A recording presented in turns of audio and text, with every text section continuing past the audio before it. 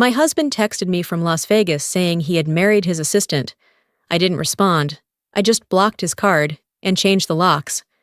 But when I woke up the next morning, the police were standing at my door. My phone, sitting on the mahogany nightstand I inherited from my grandfather, buzzed loudly, a vibration that felt sharper than usual in the dim early morning darkness. The screen lit up with that harsh artificial blue glow that cuts through the dark like a headlight. Nathan Brooks. My husband was supposed to be attending a marketing conference in Las Vegas, a networking event he insisted was crucial for his career advancement. "I need to make more money," he said before leaving on Thursday morning, using that line he picked up from those multi-level marketing types, the one that always made me wince a little. "This conference will open so many opportunities for us." He kissed me goodbye with what looked like sincere tenderness, dragged his suitcase down the driveway, and drove off in the rental BMW I had co-signed for. I reached for my phone, squinting against the glare, still sluggish from a restless night. I assumed it would be an emergency, a lost wallet, a missed flight, or maybe a request to transfer money for some sudden expense. Nathan was impulsive with money, always had been, but I had learned to accept that flaw as part of loving him. Instead, I found a photo. The picture was grainy and slightly blurred, clearly taken with a shaky hand under the harsh neon lights of the Las Vegas Strip. In the foreground was my husband in a blue suit I had never seen before.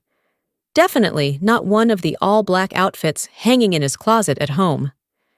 The suit looked like something bought from a thrift store, the kind of thing someone grabs when they forget their luggage at the airport.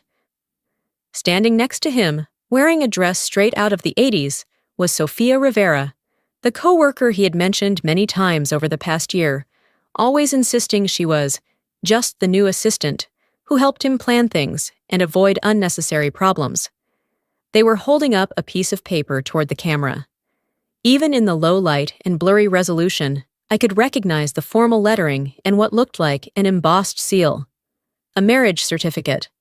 Behind them, the tacky faux Gothic arches of a drive-through wedding chapel glowed with purple lights and fake flowers, looking like the punchline to a terrible joke. The text message that came with the photo followed right after. "Just married Sophia. I've been with her for 8 months. Your weak energy made this too easy. Enjoy your pathetic little life. I'm finally free." I stared at the screen, my thumb hovering uselessly over the glass. The timestamp glowed at the top, 3:47 a.m. For what felt like 30 seconds, I couldn't breathe.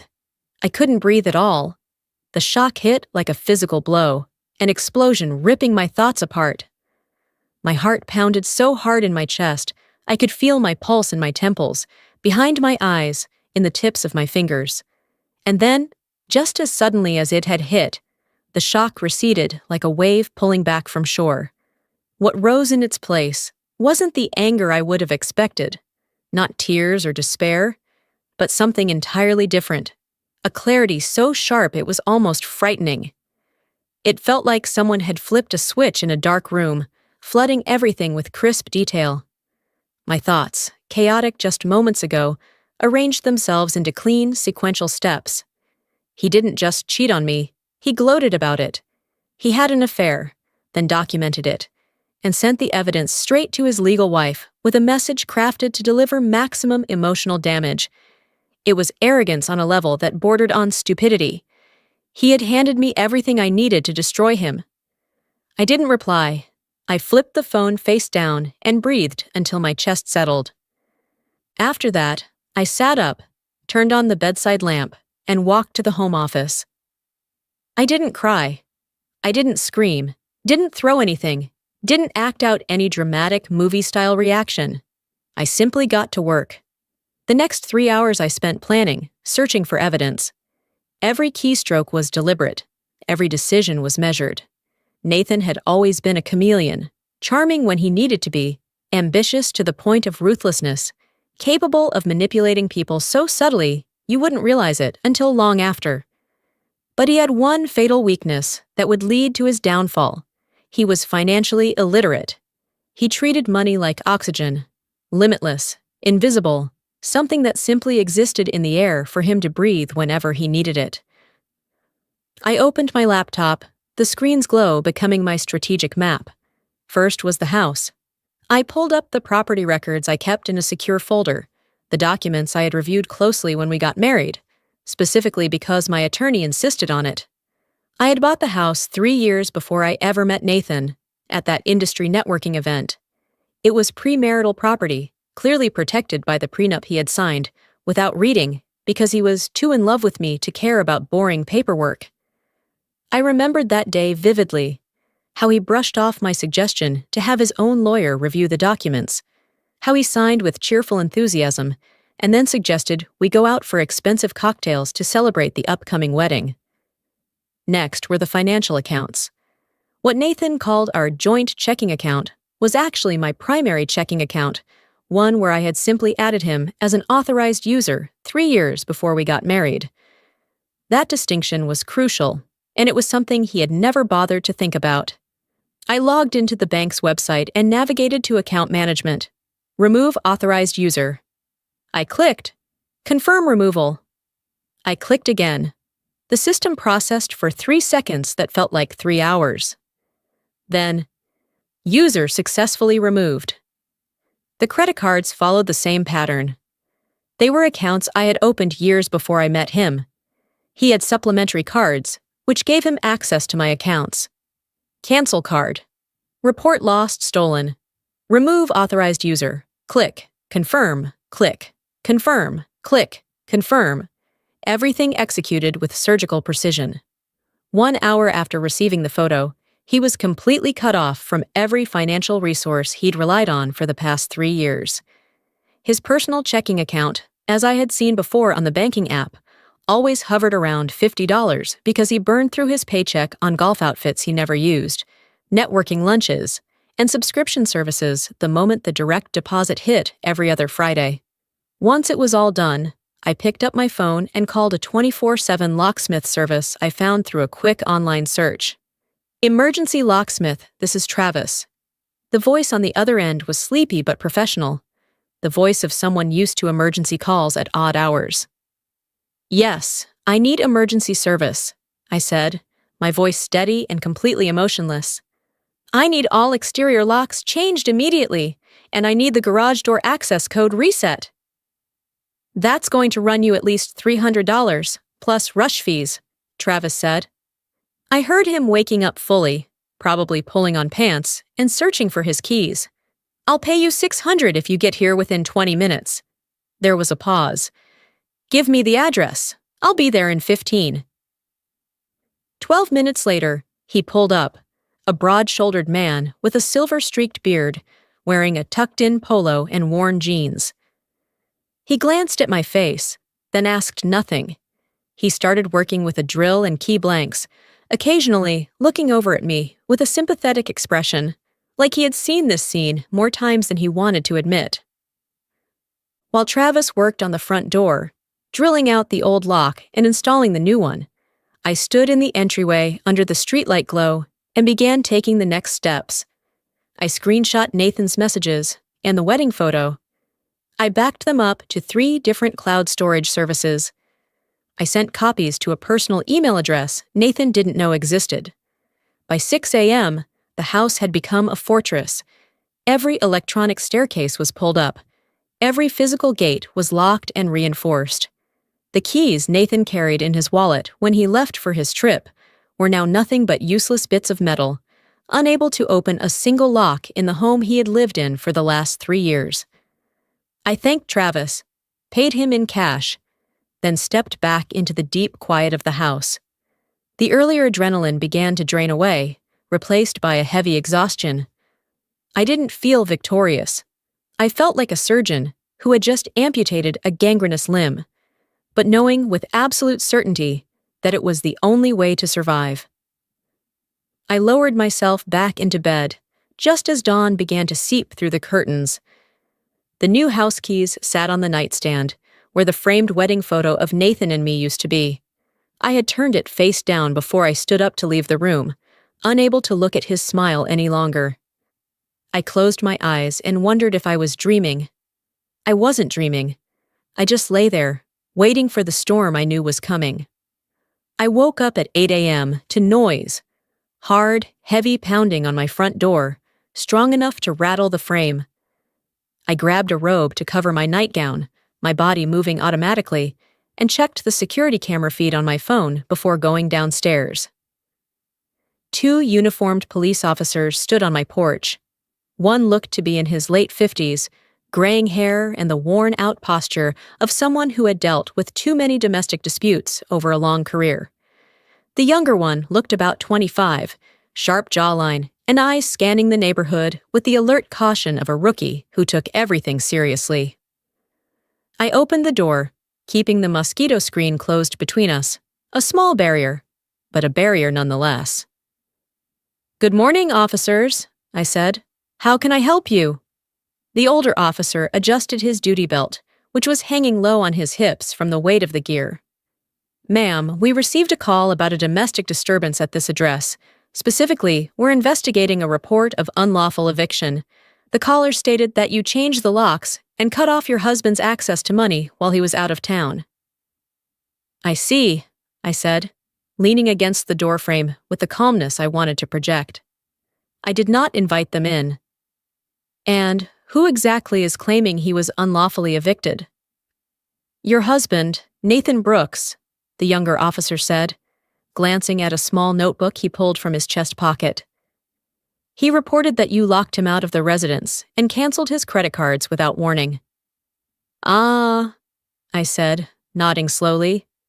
"Well, officers, there's one small but very important issue with that claim.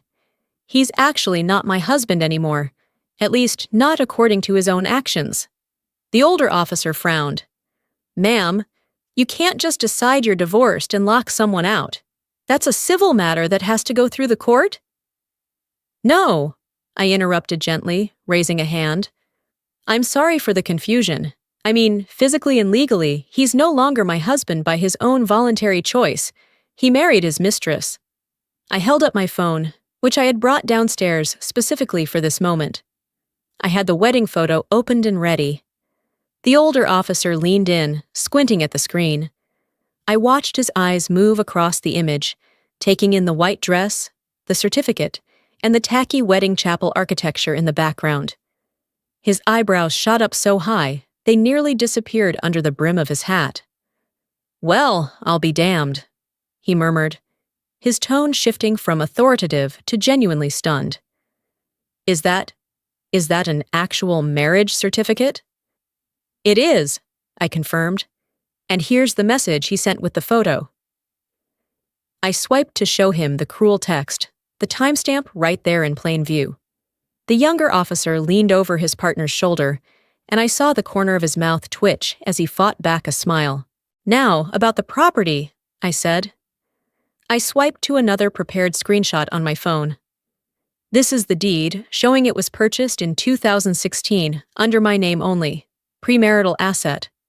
My husband's name is not on it, and the prenup we signed clearly protects this property. As for the financial issue, the credit cards he mentioned are accounts under my name, and I have the right to revoke them." The 2 officers exchanged a long look, the kind of wordless communication that happens between coworkers who've been doing this long enough to talk without speaking.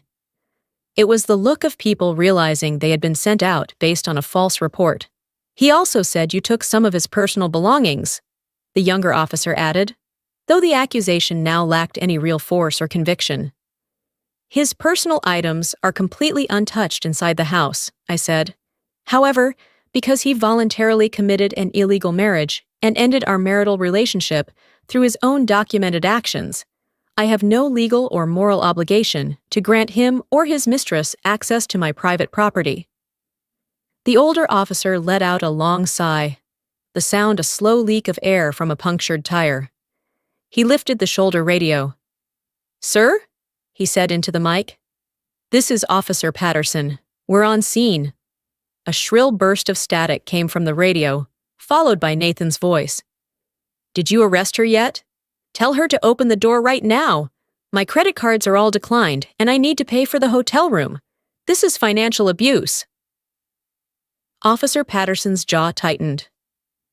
"Sir," he said with the weary but authoritative tone cops use when dealing with unreasonable people, "you need to contact a family law attorney. Based on the evidence we've reviewed, we cannot force your wife to let you into her home." "Her home?" Nathan's voice shot up so high, it probably startled every dog in the neighborhood. "She stole my entire life. I'm coming back there right now. We're getting my things." He hung up before the officers could respond. Patterson turned back to me, his expression a mix of professional neutrality and maybe a flicker of sympathy. "Ma'am, a few things to protect you. Don't destroy anything of his. Don't throw anything out. Don't burn anything. Don't damage anything. If he comes back with a court order or with police escort, you'll need to allow supervised collection of his personal property. That will serve you better in the long run." "I understand. Thank you, officer," I said.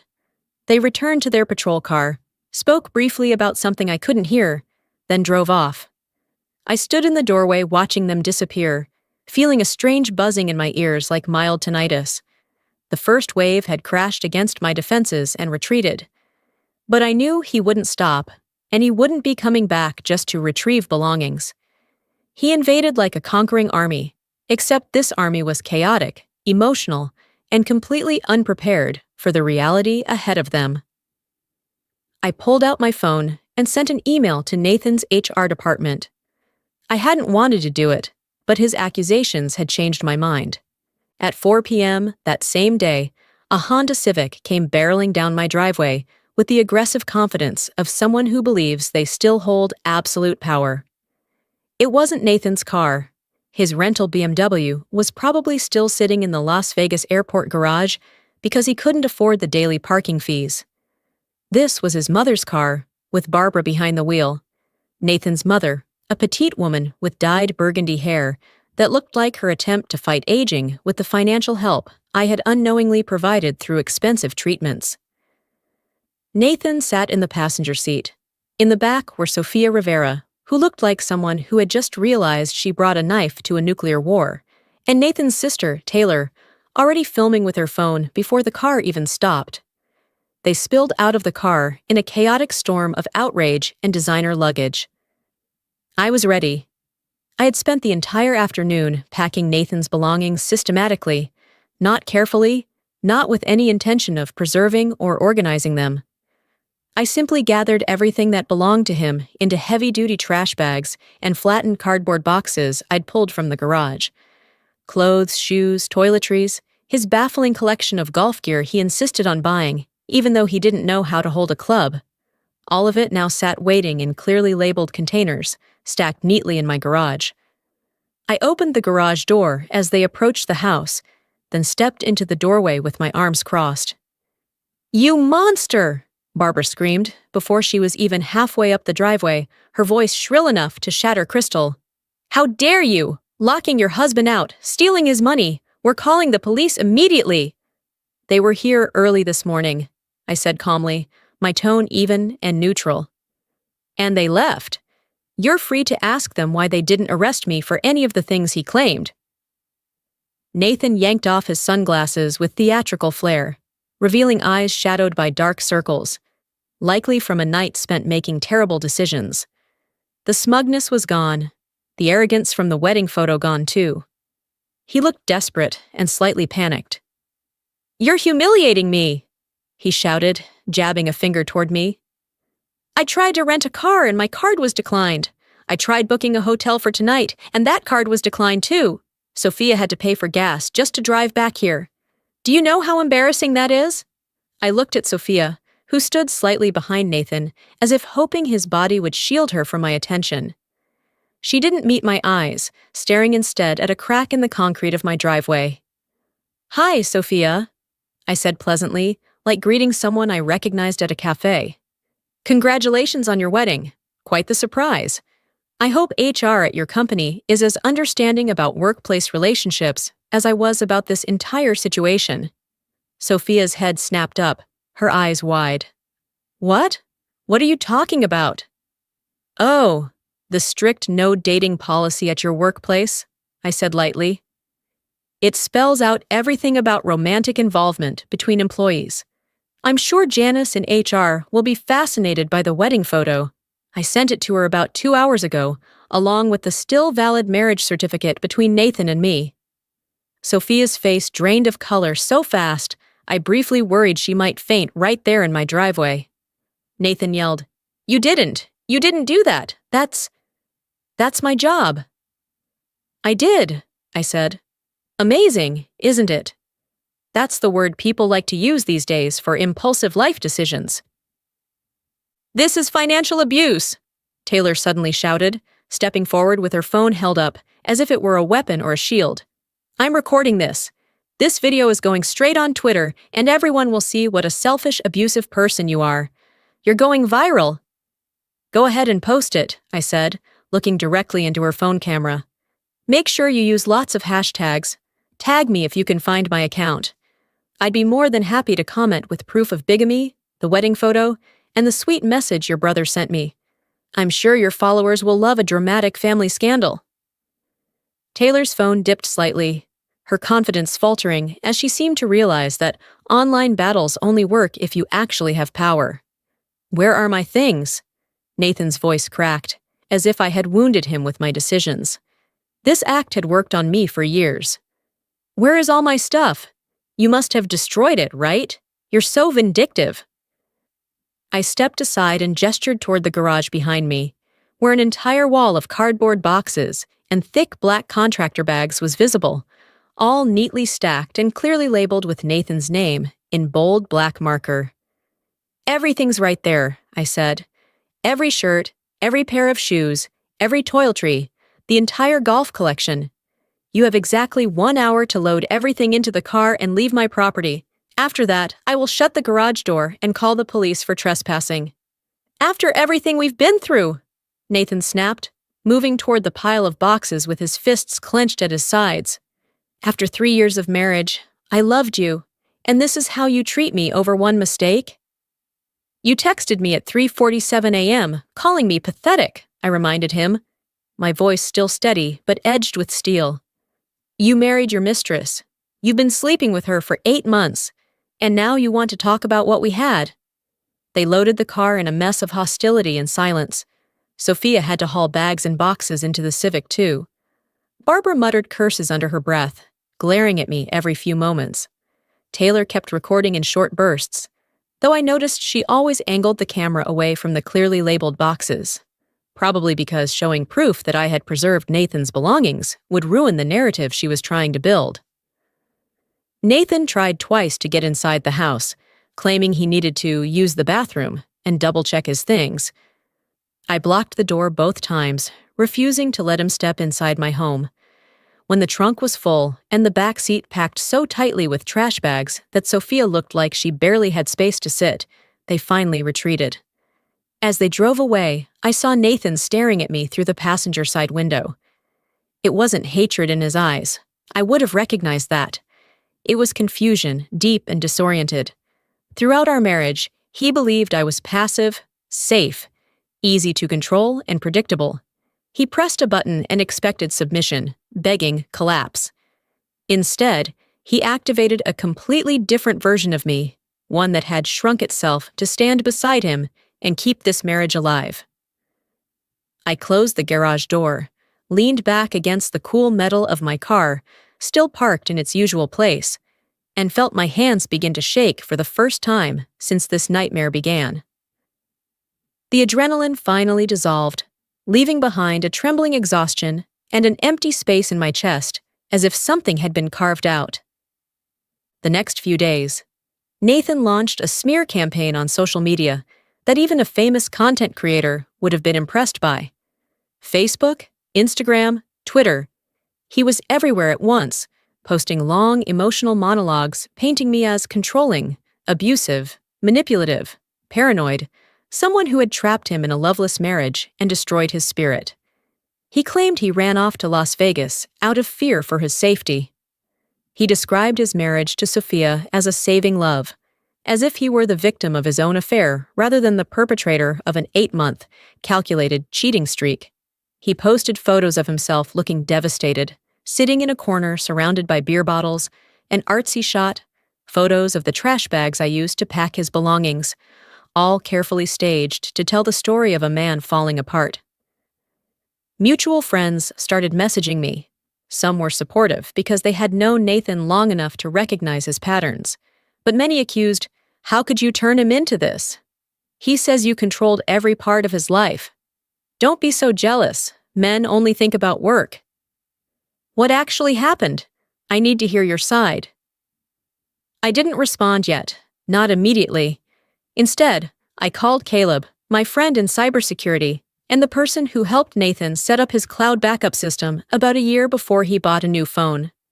"Caleb," I said quietly, "I need the message logs. Everything he thinks he deleted. I know you helped him set up the cloud backup last year. You can access it. His password is still Nathan1234 because he never changes his passwords." There was a moment of silence on the other end. "I can access it," he said. "Are you sure you want to see what's in there?" "Give me everything," I said. "Every message to Sophia, every email, every deleted text. I need the full picture." By that evening, I had a 73-page PDF. It was a comprehensive record of betrayal, detailed and complete enough to feel like evidence prepared for a criminal trial. Caleb had extracted everything: deleted texts the cloud retained, emails Nathan thought he erased forever, even his search history, which included Google queries like "how to hide money from wife" and "quick divorce process." Nathan hadn't just made mistakes or cheated. He had been systematically sabotaging our marriage for over a year. The messages to Sophia went back 14 months, starting harmless but turning quickly into something calculated and cruel. October 12th. "She's so stupid. Give me 6 more months and I'll have enough saved for your dream wedding." December 24th. "Merry Christmas, baby. I hate being here with her." January 15th. "She's paying for my marketing certificate program. Total is $4,000. When I finish that, I'll pull another investment for our new company." I read all 73 pages, my jaw clenching tighter with every new revelation. Then I chose 3 specific screenshots. The confession about hiding money, showing deliberate financial exploitation. The message about boring family, showing his contempt for people who had always treated him well, and the guarantee benefit strategy outlining his calculated plan with disturbing clarity. I posted all 3 screenshots on my Facebook timeline, without any additional explanation or personal commentary. The reaction was immediate and intense. Within an hour, the post had been shared 47 times. The comment section became a battlefield. People who had written supportive comments on Nathan's page suddenly went silent, or quietly deleted their posts. Some who had known us both for years even posted their own stories about times Nathan had lied to them or manipulated situations for his advantage. First, Nathan's father called my boss at work, a man he had never met, screaming that I was a predator and a financial abuser who needed to be fired immediately. My boss, who had already seen the Vegas wedding photo because news spreads fast in an office environment, politely informed Nathan's father that if he called again, the company's legal department would intervene regarding harassment. At 3:17 a.m. on Thursday, less than a week after the text, my phone buzzed with a motion alert from the front door security camera. I opened the app, still half asleep, and suddenly found myself watching Nathan standing on my porch, wobbling drunk, trying to shove his old key into the new lock. When it didn't work, he started pounding on the door with something that looked like a rock from my garden. "Give me my money back!" he shouted at the wood, slurring. "Thief, that's my inheritance money." Which was ironic, considering his father was very much alive and had recently called my boss demanding I be fired. I didn't call the police. I just saved the footage. It was more evidence for the ongoing divorce process, but the peak of absolute absurdity came 2 days later, from an unknown phone number. Even though I knew better, I still answered. "Hello? Is this the woman destroying my daughter's life?" A sharp, screechy voice snapped, dripping with hostility. "I'm sorry, who is this?" "This is Margaret Rivera, Sophia's mother," I almost laughed. In fact, I had to cover my mouth to stop the sound from escaping. "Mrs. Rivera," I said, trying to keep my voice steady, "I assume you're calling to apologize for your daughter having an affair with a married man." "My daughter made a mistake," she barked. "Young girls do stupid things when they are in love. But you're an adult. You should know better. You should be the bigger person in this. You need to take your husband back." I paused, genuinely stunned by the logic. "I'm sorry, your daughter is only 4 years younger than I am, so I wouldn't call her a young girl. And why exactly should I take him back?" "Sophia is going to leave him," Margaret said, her voice dropping into a harsh whisper, as if sharing a shameful secret. "She lives with me. She owes $60,000 in student loans. Nathan, he can't support her, so you need to take him back so my daughter can get her life back together." The audacity was breathtaking. I sat there holding the phone, momentarily speechless at what I was hearing. "Let me make sure I understand you correctly, Mrs. Rivera," I said slowly. "You want me to reconcile with a man who committed a crime, embezzled my money for his wedding, cheated on me for 8 months, while still married to me, and spent the past week slandering me online. Also, your daughter doesn't have to face the consequences of her own affair? When you say it like that, you sound selfish," she grumbled, her tone implying I was being deliberately difficult. "Marriage is about forgiveness and compromise." "Teach that to your daughter," I said. "Goodbye, Mrs. Rivera." I hung up and immediately blocked the number. Then I sat down in my office chair, stared at the wall, and started laughing. A slightly unhinged sort of laugh. A CT9. The divorce hearing was scheduled 2 weeks later, expedited, because fraud and marrying 2 women at the same time is something the court system takes very seriously. My lawyer, a sharp man named Richard Henderson, recommended to me by a colleague, told me from the start that this case would be straightforward. "Legally, you are guaranteed to win," Henderson had said during our initial consultation. He quite literally handed us everything we need, complete with photographic evidence. I've practiced family law for 23 years, and I've never seen someone self-destruct this thoroughly. On the morning of the hearing, I dressed in my best suit, the one that made me look professional and composed. Henderson met me outside the courthouse, carrying a briefcase that I knew held the 73-page document of Nathan's messages, along with a stack of supporting files. "Ready?" he asked. "Let's finish this today," I replied. We sat in the courtroom, a space faintly scented with floor wax, anxiety, and old coffee from the vending machine in the hallway. The air conditioning was too cold, making the room feel sterile and uncomfortable. And then the door opened. Nathan walked in wearing a wrinkled dress shirt. Barbara and Taylor flanked him like bodyguards, both glaring at me with identical hostile contempt. Sophia was noticeably absent. The judge, a stern-looking woman named Patricia Caldwell, with reading glasses perched on her nose and silver hair pulled into a neat bun, looked up from the file in front of her. Her eyes moved from the paperwork to Nathan's clothes, then to the wedding photo from Las Vegas clipped into the evidence packet. "Mr. Brooks?" Judge Caldwell asked, her tone indicating she was already skeptical of the documents in front of her. "I see conflicting information here. You married a second woman, while already married to Mrs. Brooks for the past 3 years." Nathan's attorney quickly intervened, a nervous-looking man in an ill-fitting suit, who clearly hadn't expected such a case to land on his desk. "We argue that the marriage in Las Vegas is invalid due to coercion and temporary incapacity from alcohol consumption." "Coercion," Judge Caldwell repeated, her eyebrow raising. "Someone coerced your client into traveling to Las Vegas, locating a wedding chapel, and marrying another woman?" "Your Honor, my client was under extreme emotional distress," the attorney pressed on, his voice tinged with desperation. "He felt trapped in an abusive marriage. He was also severely intoxicated at the time of the ceremony, which raises questions about his capacity to consent." Henderson slowly rose to his feet. He didn't shout, didn't slam anything, didn't grandstand. He simply opened his briefcase, removed the stack of documents, and approached the bench.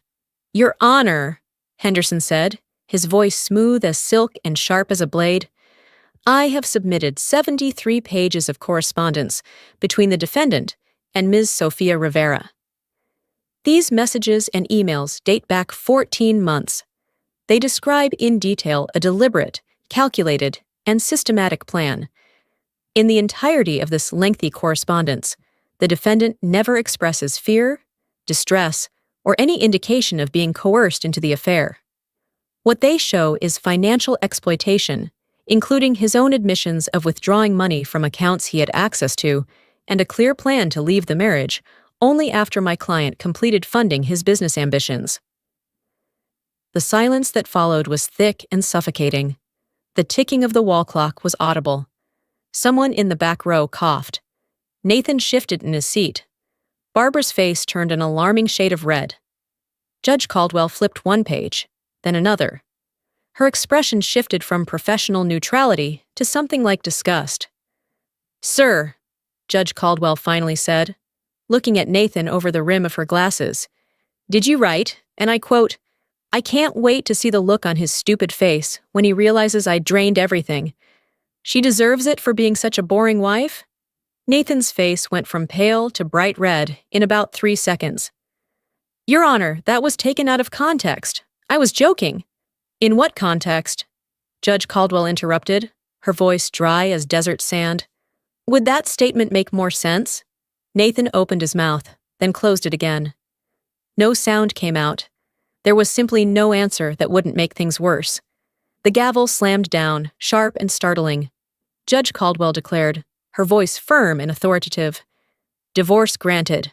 All marital assets, including premarital property or anything protected under the prenuptial agreement executed before marriage, remain with Mrs. Brooks. The defendant is fully responsible for all remaining payments or debts and is entitled to nothing further. He was ordered to pay me $500 a month for 6 months, total $3,000. The gavel struck again, $500 a month for 6 months, a total of $3,000.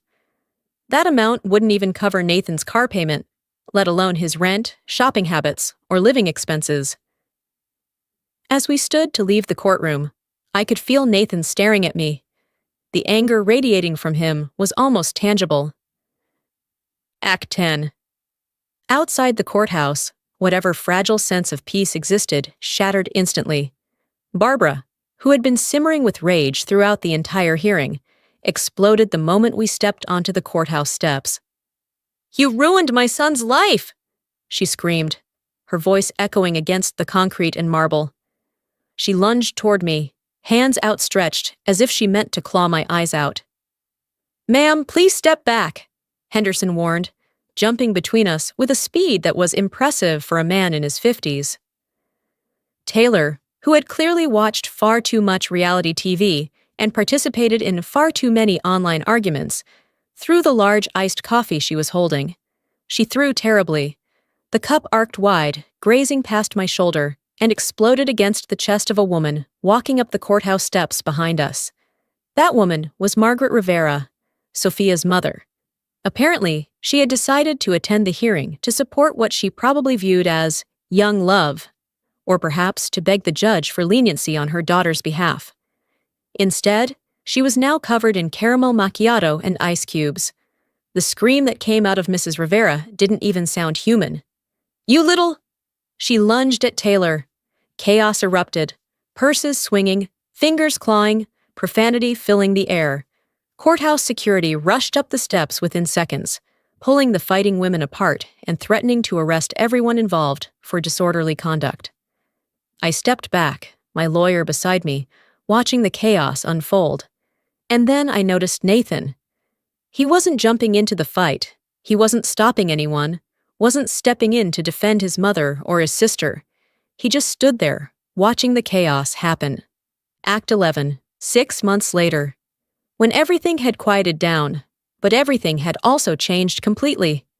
I sold the house about 3 months after the divorce was finalized. It held too many memories I wanted to leave behind, too closely tied to a version of myself I no longer recognized or wanted to be. The real estate market was wild then. I sold it for $200,000 above asking to a young couple with twins who loved the backyard garden.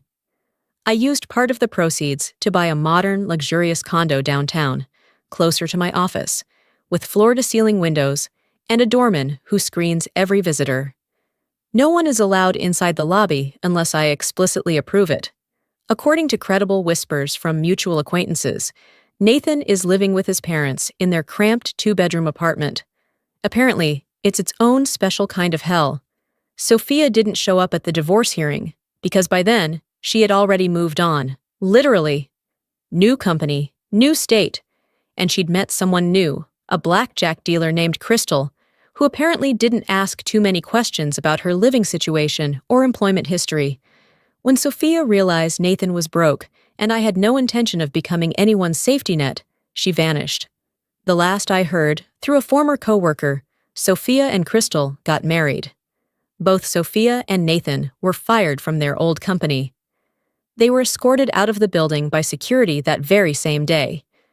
Mrs. Rivera, in a twist that surprised absolutely no one, is now suing Nathan for emotional damage and reputational harm. She is also demanding reimbursement for the dry cleaning bill for the suit that got soaked in coffee. The lawsuit likely won't go anywhere, but it adds another layer of pressure to Nathan's already disastrous situation. And me. About 2 months ago, I started changing in the smallest of ways. Things that once felt like they weren't meant for me. A yoga mat rolled out over pale wooden floors, my hands trembling slightly as I pressed my toes into the mat, then exhaled, each breath slowly pulling me away from the noise of the past. A pot gently simmering on the stove, the scrape of a wooden spoon reminding me that sometimes caring for yourself simply means allowing yourself a good meal. A text from a close friend popping up, saying only, "Coffee today?" And me replying, "Yeah, 3 p.m. Bring your smile, without asking anyone for permission, without feeling guilty. Friendships became new anchors. Their laughter, the way someone rested a hand on my shoulder as I retold a chaotic chapter, the way their eyes saw me as someone reclaiming her right to exist, not as someone meant to endure. We walked through brightly lit streets together. I traveled, not to escape, but to open windows, one-way plane tickets to places I used to glance at on maps, folding clothes into a suitcase, placing my passport on the table, and lifting my head to the view outside my new apartment. The floor-to-ceiling glass reflecting a woman calmly arranging her life the way she wants it. At one airport, when Nathan tried to find my contact information, the building where I lived, with its strict security system, stopped him right at the reception desk. A cold stare from the guard, a silent shake of the head, and he understood that the boundary was no longer just words. I realized, slowly, like morning light filtering through a window, that I had let his family dim my light for years, their words settling on me like thin layers of dust over glass, blurring my view, making me see myself only through their lens. Now I wipe that glass clean, piece by piece, with small habits, with friends, with legal clarity, with mornings spent on yoga, and dinners I cook just to savor my own flavors. There was no grand celebration, only quiet afternoons, when I sat down and let a warm sense of peace spread through my chest like heated water. I thought about the 73 pages of messages detailing how he planned to use me and discard me. I thought about the 8 months of lies. I thought about the early morning text calling me pathetic, telling me to enjoy my small, sad life. He played stupid games. And he got exactly the prize those games deserve.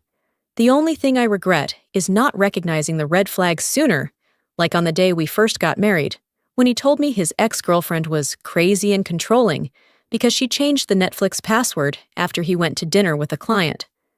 I should have realized then that I was looking at my own future, but now I understand.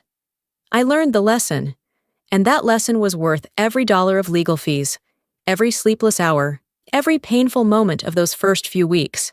If you're listening to this, remember that healing is not going back to who you were. Healing is moving forward, not rushed, but determined. Choosing yourself again and again through small, intentional actions. If my story resonates with you, hit follow. Here, I talk about people who stayed silent too long and those who finally speak through action.